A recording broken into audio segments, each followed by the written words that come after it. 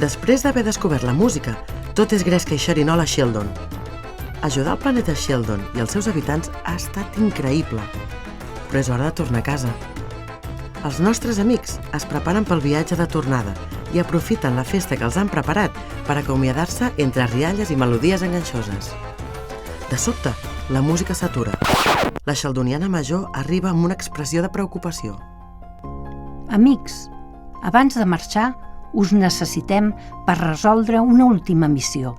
Acabem de rebre un dispositiu especial amb un missatge encriptat. Creiem que és una petició d'ajuda d'una altra civilització. Una altra civilització? Uau, increïble! Us ajudarem. Compteu amb nosaltres per desxifrar el missatge. Vosaltres sou els únics que ens podeu ajudar. A Sheldon no tenim cap manera d'establir contacte amb altres planetes i no sabem com comunicar-nos amb ells per respondre al seu missatge. Desxifrarem el missatge i amb l'ajuda del nostre robot inventarem un dispositiu per enviar la resposta. El missatge està escrit amb uns símbols estranys. Són lletres de l'alfabet d'una altra civilització. Han enviat un missatge en el seu propi codi.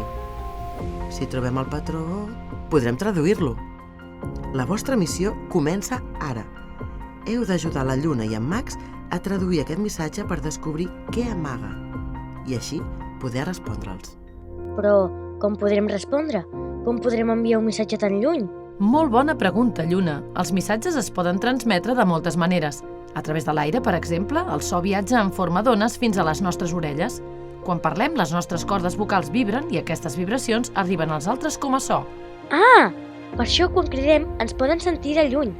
Però... i si volem enviar un missatge encara més lluny? Llavors podem fer servir la llum.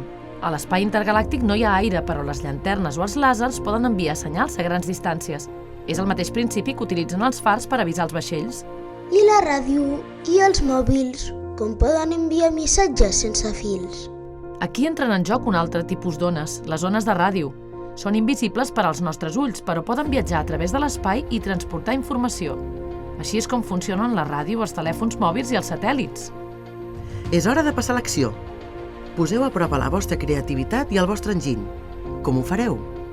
Així que si trobem la manera d'enviar una ona cap a qui ens ha enviat el missatge, podrem respondre.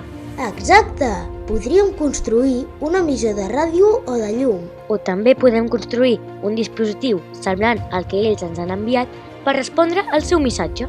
Teniu tot el que necessiteu. Enginy, creativitat i ganes. Ara depèn de vosaltres. Sereu capaços d'ajudar a Max i a la Lluna a superar la missió i poder-se comunicar amb aquesta nova i misteriosa civilització?